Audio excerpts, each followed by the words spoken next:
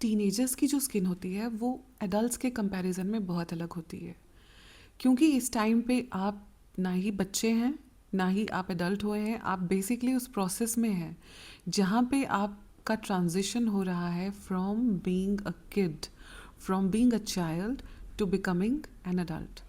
तो उस ट्रांजिशन में जब जो वो प्रोसेस चल रहा होता है तो आपकी बॉडी में, आपके बॉडी के डिफरेंट ऑर्गन्स में बहुत सारे चेंजेस आ रहे होते हैं, आपके हार्मोन्स बदल रहे होते हैं, आपकी बॉडी के अलग अलग ऑर्गन्स को वो अलग तरीके से इफ़ेक्ट करते हैं। और हम जानते हैं कि skin is the largest organ of the body. हमारी बॉडी का सबसे जो बड़ा ऑर्गन है वो हमारी स्किन होती है, और ये चेंजेस हमें हमारी स्किन में भी देखने को मिलते हैं। अब टीनेजर्स की स्किन में क्या चेंजेस आते हैं इस पीरियड में, जिसे हम बोलते हैं टीनेज या एडोलेसेंस बोलते हैं, तो होता क्या है कि आपके जो ऑयल ग्लैंड्स होते हैं उनकी एक्टिविटी काफ़ी ज़्यादा बढ़ जाती है। तो आपकी जो स्किन है वो इस टाइम पे ज़्यादा ऑयली होती है या वो एक्ने प्रोन भी हो जाती है। और दूसरी चीज़ होती है कि आपकी स्किन का जो टर्नओवर होता है वो भी काफ़ी ज़्यादा बढ़ जाता है। अब होता क्या है कि जो हमारी स्किन है वो 28 से 30 दिनों में रिन्यू होती है, यानी कि जो टॉप मोस्ट लेयर होती है आपकी स्किन की वो शेड हो जाती है और नई जो लेयर है आपकी स्किन की वो बनती है। अब ये क्या होता है, क्योंकि आपका जो टर्नओवर है वो बढ़ गया है, यानी कि अब जहाँ आपको 28 दिन लग रहे थे अब वो स्किन आपकी रिन्यू होगी काफ़ी कम टाइम में, तो वो आपका टर्नओवर साइकिल बढ़ गया, जिसकी वजह से आपके जो पोर्स हैं वो क्लॉग होने लग जाते हैं या वो क्लॉग होने के चांसेस आपको बढ़ जाते हैं, जिसकी वजह से आपको ब्लैक हेड्स, वाइट हेड्स और जो भी एक्ने की अलग अलग फॉर्म्स होती हैं वो हो जाती हैं या वो होने के चांसेस आप में इंक्रीज़ हो जाते हैं। और तीसरी चीज़ कि जो आपकी स्किन का बैरियर है वो थोड़ा सा इस टाइम पे रिएक्टिव होता है, वो सेंसिटिव होता है, इसीलिए आप कोई भी प्रोडक्ट मतलब ऐसे नहीं लगा सकते हैं बिना जानकारी के या बिना आपके डॉक्टर की सलाह के, जस्ट उसको मतलब देखने के लिए कि ये क्या काम करेगा, बिना मतलब उस चीज़ का नॉलेज हुए आप उस प्रोडक्ट, कोई भी प्रोडक्ट आप मतलब रैंडमली यूज़ नहीं कर सकते हैं। और एक चीज़ जो होती है ख़ासकर से जैसे जो लड़कियां होती हैं उनके पेरेंट्स मोस्टली उनके हेयर्स में काफ़ी सारा ऑयल लगाते हैं, और क्योंकि आपने डेली स्कूल जाना है, डेली आपने अपनी ट्यूशन्स जाना है, आप इतने बिजी हैं आप वॉश भी नहीं कर सकते हो अपने बालों को डेली। अब उसकी वजह से क्या होता है, जो इतनी देर तक आपके सर पे तेल लगा रहता है और ऑलरेडी आपका जो आपकी बॉडी है नेचुरली भी जो आपके सेबेशियस ग्लैंड्स हैं वो भी बहुत ज़्यादा ऑयल प्रोड्यूस कर रहे हैं, जिसकी वजह से क्या होता है आपको डैंड्रफ हो जाता है। और अगर आपको डैंड्रफ होता है उसकी वजह से क्या होता है आपका जो हेयर फॉल इंक्रीज़ हो सकता है, और उसकी वजह से आपको फोरहेड एक्ने भी हो सकते हैं और आपकी बैक में भी एक्ने हो सकते हैं। और जो लड़के होते हैं वो काफ़ी सारे मतलब जो स्टाइलिंग प्रोडक्ट्स हैं जैसे कि हेयर जेल्स होते हैं या पॉमेड्स होते हैं और भी बहुत सारे स्टाइलिंग प्रोडक्ट्स को आप लगाते हैं, और क्योंकि आप वॉश नहीं कर रहे हो वो बिल्डअप आपके स्कैल्प पे इकट्ठा हो जाता है, जिसकी वजह से आपको फोरहेड एक्ने और बाकी बॉडी के पार्ट्स में भी एक्ने हो जाते हैं। और दूसरी चीज़ जो देखने को मिलती है कि क्योंकि इस टाइम पे आपको ना चीज़ें एक्सप्लोर करने में बहुत अच्छा लग रहा होता है, तो आप हर चीज़ एक्सप्लोर करना चाहते हो, तो काफ़ी सारी चीज़ें आप अपनी स्किन में मतलब बिना जाने कि वो आपके लिए ठीक है या नहीं है आप ऐसे ही लगा लेते हो, जैसे कि लेमन है, हल्दी है, मतलब खासकर से अगर आपकी स्किन ड्राई है, सेंसिटिव है और अगर आप लेमन लगा रहे हो तो वो आपकी स्किन पे मतलब बहुत ज़्यादा डैमेज कर सकती है आपकी स्किन को वो, और आपको उससे लेटर ऑन पिगमेंटेशन भी हो सकती है। परमानेंटली आपकी स्किन जो है वो मतलब काली हो सकती है, आपकी स्किन में धब्बे आ सकते हैं। और दूसरी चीज़ जो है मतलब बेसन और जो ये मुल्तानी मिट्टी होती है वो भी बहुत यूज़ की जाती है, पर अगर आपकी स्किन ऑयली है या कॉम्बिनेशन है उस केस में आप बेसन को और मुल्तानी मिट्टी को लगा सकते हैं, उसमें कोई प्रॉब्लम नहीं क्योंकि इसमें ऑयल एब्जॉर्बिंग प्रॉपर्टीज़ हैं। पर अगर आपकी स्किन ड्राई है और सेंसिटिव है और अगर आपने गलती से ये मुल्तानी मिट्टी या बेसन लगा लिया तो वो आपकी स्किन को और ज़्यादा ड्राई कर लेगा, आपकी स्किन में इवन की टेयर्स भी हो सकते हैं उसकी वजह से, और आपका जो बैरियर है वो ब्रेक हो सकता है, वो डैमेज हो सकता है। और एक चीज़ होती है बॉडी ओडर की प्रॉब्लम होती है टीनेजर्स में काफ़ी ज़्यादा, क्योंकि इस टाइम पे आप स्पोर्ट्स में एक्टिव होते हैं, स्कूल में भी काफ़ी सारे एक्टिविटीज़ होती हैं, और उतना ज़्यादा आपको मतलब आप मतलब हाइजीन की तरफ तो खैर बच्चों की इंक्लिनेशन होती है, पर फिर भी कई बारी क्या होता है कि अगर आप मतलब डेली मतलब बेदिंग वगैरह नहीं कर रहे हो, तो इससे जो आपका जो बॉडी ओडर है वो और भी ज़्यादा बढ़ सकता है। क्योंकि होता क्या है कि जब भी हमें स्वेटिंग होती है तो जो बैक्टीरियाज हमारी स्किन में होते हैं वो क्या करते हैं, वो कन्वर्ट करते हैं आपके स्वेट को, उसको डिकम्पोज करते हैं वो ऐसी चीज़ में जिससे वो बहुत ज़्यादा जो आपको जो स्मेल आती है या जो बॉडी ओडर होता है वो प्रोड्यूस होता है। तो ये भी एक बहुत बड़ी प्रॉब्लम है जो टीनेजर्स में देखने को मिलती है। और अब जो सबसे पहली चीज़ हमको पता होनी चाहिए वो है हमारी स्किन टाइप। अब ये हमें कैसे पता चलेगा? तो बहुत आसानी से घर में बैठे बैठे आप पता लगा सकते हैं कि आपकी स्किन टाइप क्या है। आपने एक जेंटल क्लेंजर से अपने चेहरे को वॉश करना है, आधे से 1 घंटा दीजिए, वॉच करो अपने चेहरे को, फील करो कैसी आपकी स्किन फील कर रही है। अगर आपको खिंचाव फील हो रहा है, थोड़ी स्ट्रेचिनेस सी फील हो रही है और चेहरे में थोड़ी फ्लेकिंग दिखाई दे रही है, थोड़ा ड्राई दिख रहा है चेहरा, तो मोस्ट प्रोबेबली जो आपकी स्किन है वो ड्राई है। अगर आपको अपने पूरे फेस पे आपको अपने पूरे फेस की स्किन पे ग्रीजीनेस सी दिखाई दे रही है, शाइन दिखाई दे रही है, तो मोस्ट प्रोबेबली आपकी जो स्किन है वो ऑयली है। अगर आपको सिर्फ आपके टी जोन में, यानी कि जो आपका फोरहेड है, आपकी नोज़ है, आपकी चिन है, वहाँ पे आपको ऑयलीनेस दिखाई दे रही है, शाइन दिखाई दे रही है, और बाकी का जो चेहरा आपका, यानी कि जो आपके चीक्स हैं, वो आपको या तो ड्राई फील हो रहे हैं या वो नॉर्मल लग रहे हैं, तो आपकी जो स्किन है वो कॉम्बिनेशन स्किन है। अगर आपको ना ही आपकी स्किन ड्राई फील हो रही है, ना ही वो ऑयली लग रही है, आपको लग रहा है कि ठीक ठाक, मतलब आपको कंफर्टेबल लग रहा है, तो मोस्ट प्रोबेबली आपकी नॉर्मल स्किन है। और एक और चीज़ होती है जो बेसिकली कोई स्किन टाइप नहीं है, वो एक स्किन कंसर्न है जिसे हम बोलते हैं सेंसिटिव स्किन। तो सेंसिटिव स्किन मतलब कैसे आपको पता चलेगा आपकी स्किन सेंसिटिव है? आपको लगेगा कि आपकी जो स्किन है ईज़िली रेड हो जाती है, बहुत इरिटेटेड फ़ील करती है, कभी कभी तो पीलिंग भी हो जाती है आपकी स्किन की, आपको बर्निंग सेंसेशन फ़ील होती है, जलन सी फ़ील होती है, स्टिंगिंग फ़ील होती है। तो अगर आपको ऐसा फ़ील होता है तो मोस्ट प्रोबेबली आपकी जो स्किन है वो सेंसिटिव है। आपकी स्किन ड्राई हो सकती है और सेंसिटिव भी हो सकती है एट द सेम टाइम। आपकी स्किन ऑयली भी हो सकती है और सेंसिटिव भी हो सकती है।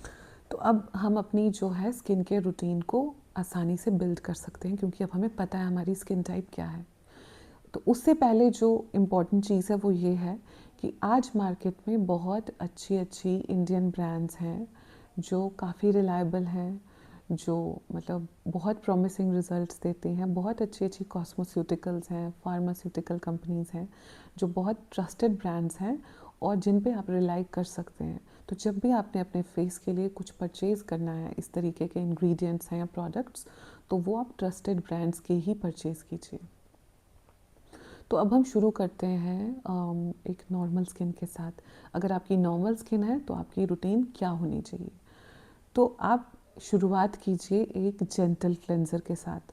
देखिए, हैं तो आप एक टीनेजर ही, आपकी जो स्किन है उसका जो बैरियर है थोड़ा सा सेंसिटिव तो है ही, तो इसीलिए आप कोशिश करो कि एक जेंटल क्लेंज़र को यूज़ करो। एक जेंटल क्लेंज़र वो क्लेंज़र होता है जिसमें बहुत माइल्ड सर्फेक्टेंट्स होते हैं या डिटर्जेंट्स होते हैं, तो ये नॉन फोमिंग होते हैं, इनमें झाग नहीं बनती है, थोड़ी क्रीमी तरह के आपको दिखेंगे, हाइड्रेटिंग होते हैं थोड़े। तो इस तरह के क्लेंजर्स को आप यूज़ करें। और देखिए, अगर आपकी नॉर्मल स्किन है ना, इसका ये मतलब नहीं है कि अब वो हमेशा नॉर्मल ही रहेगी। कभी आपको लगेगा कि थोड़ा ऑयली लग रही है मुझे मेरी स्किन, या थोड़ी ग्रीजी लग रही है, तो तब आप क्या कर सकते हो कि मे बी 10 दिन में एक बार या 15 दिन में एक बारी आप सैलिसिलिक एसिड बेस्ड क्लेंजर भी यूज़ कर सकते हो, पर not on a regular basis, क्योंकि आपकी नॉर्मल स्किन है। तो जब आपको लगा कि आज थोड़ा सा मुझे मेरी स्किन ऑयली लग रही है, तब आप वो यूज़ कर सकते हो, otherwise just stick to a gentle cleanser. उसके बाद आता है मॉइस्चराइज़र। तो अगेन मॉइस्चराइजेशन बहुत इम्पॉर्टेंट है। तो आप एक लाइट वेट मॉइस्चराइज़र लीजिए जो नॉन कोमेडोजेनिक हो, जो जिसमें फ्रेग्रेंस नहीं हो और जो ऑयल फ्री हो। इस तरह के मॉइस्चराइज़र्स आप लीजिए। उसमें आप देखिए ग्लिसरीन हो, हाइलोरोनिक एसिड हो, अगर सेरामाइड्स भी होंगी तो that is also very good for you. तो इस तरह के इंग्रेडिएंट्स को आप देख सकते हैं। उसके बाद आता है सनस्क्रीन।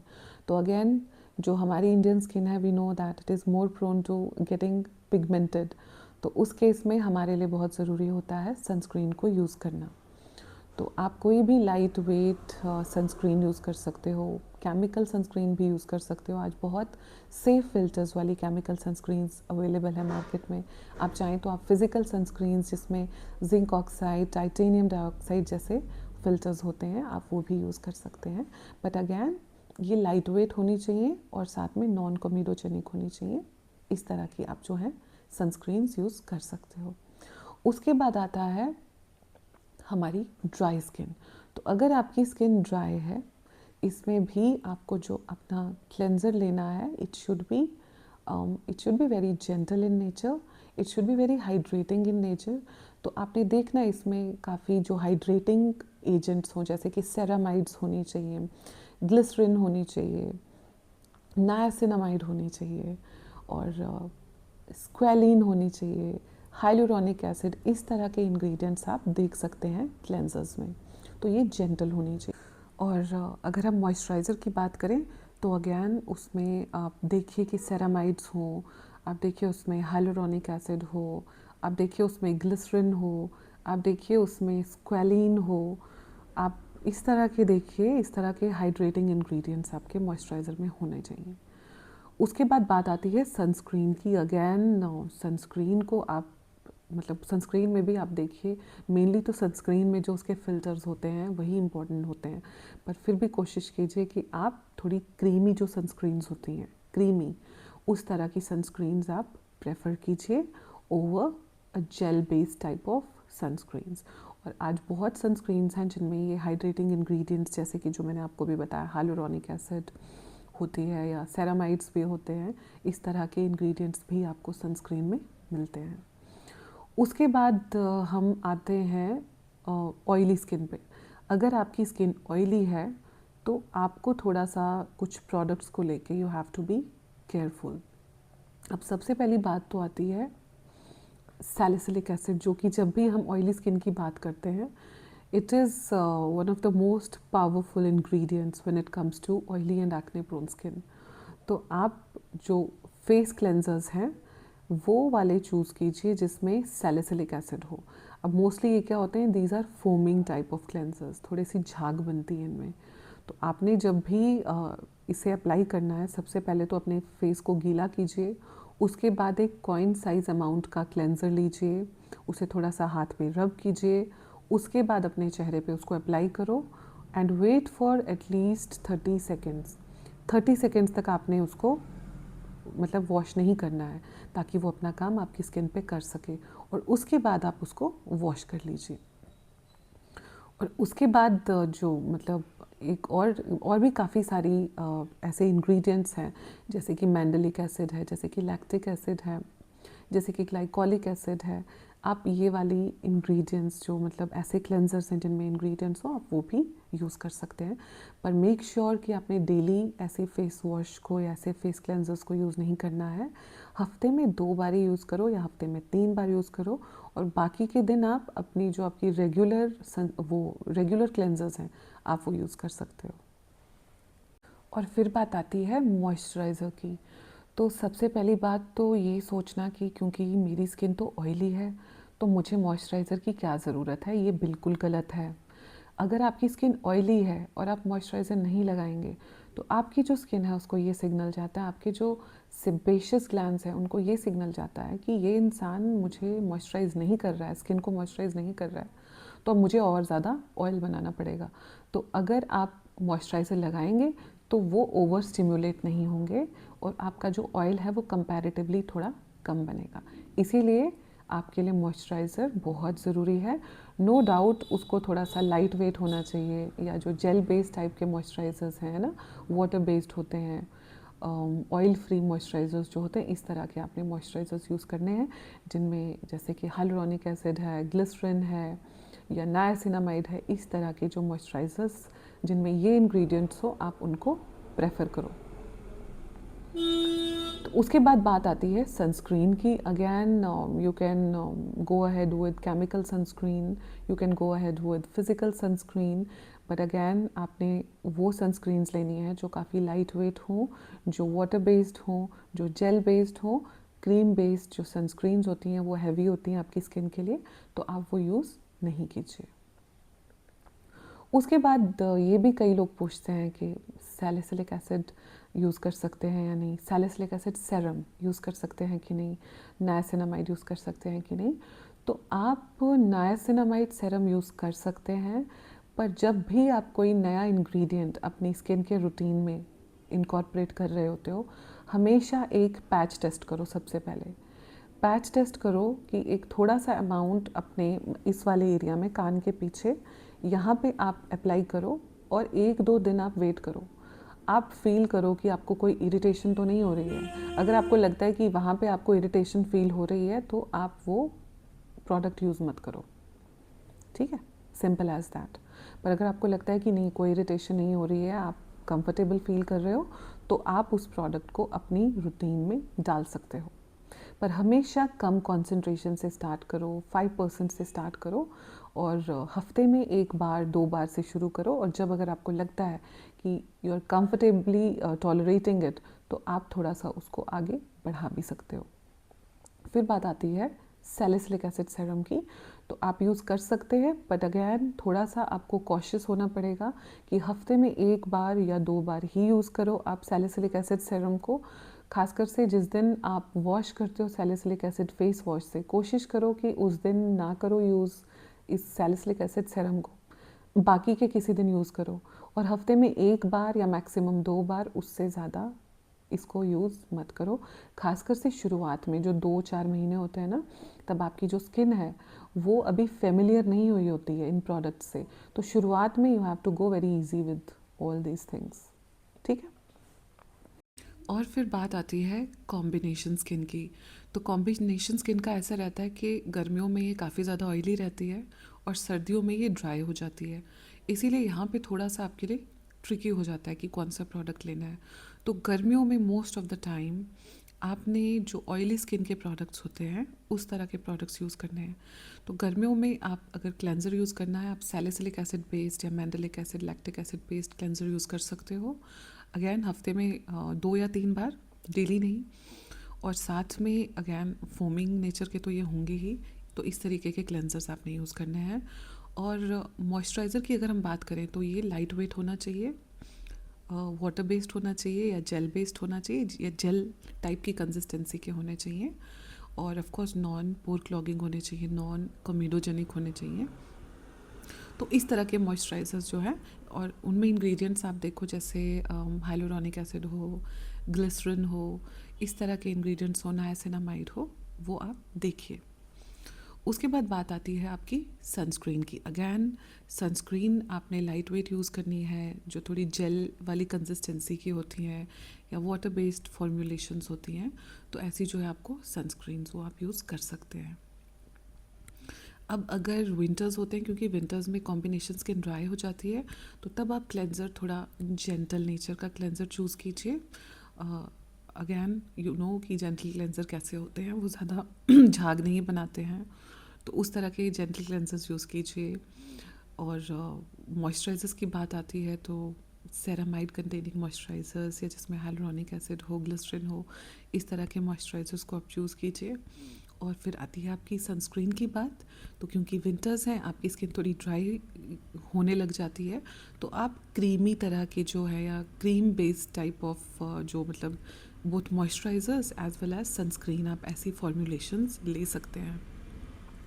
तो कॉम्बिनेशन स्किन में थोड़ा सा आपको दो प्रोडक्ट्स आपको अलग अलग तरह के लेने पड़ते हैं। मतलब ऑयली स्किन वाले भी लेने पड़ते हैं आपको, और साथ में जो है दूसरा ये ड्राई स्किन वाले प्रोडक्ट्स भी आपको परचेज़ करने पड़ते हैं। उसके बाद बात आती है कि अगर आपकी स्किन सेंसिटिव है तो आपको क्या करना चाहिए।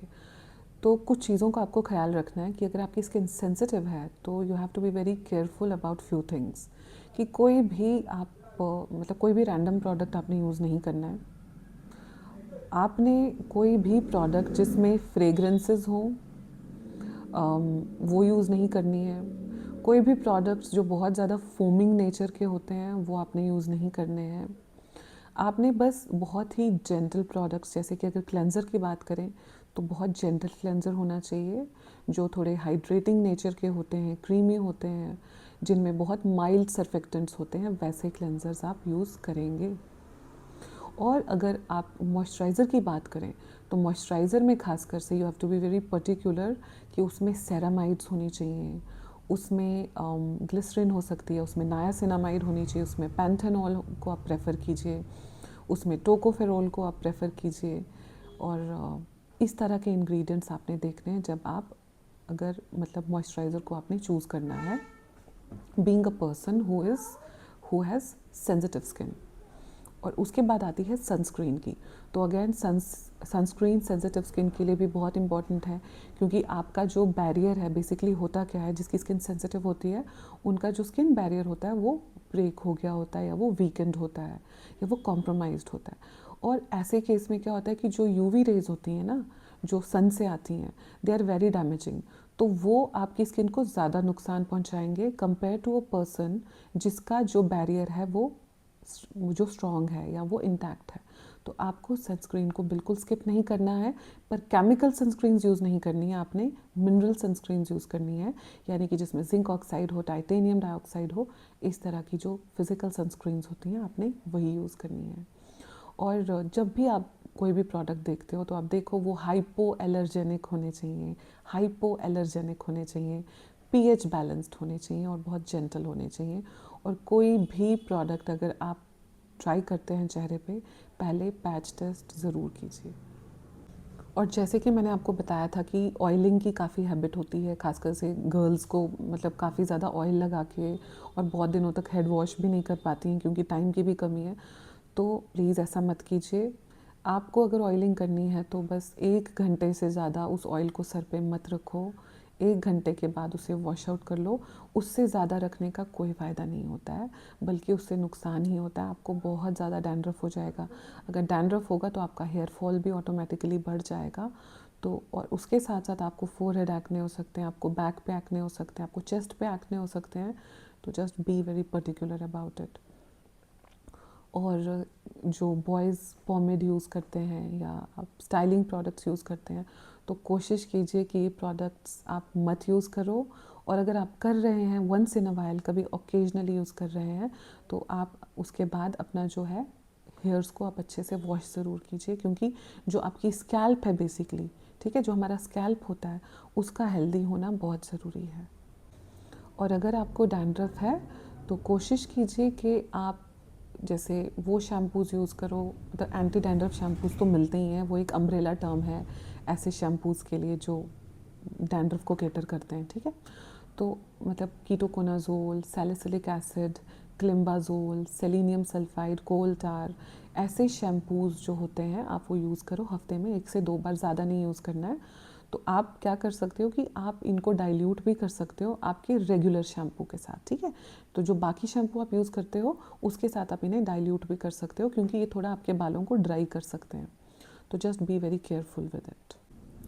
तो आई होप कि आपको इस टॉपिक पे कुछ क्लैरिटी ज़रूर मिली होगी। और अगली बार एक नए टॉपिक के साथ मिलते हैं, तब तक के लिए बाय बाय।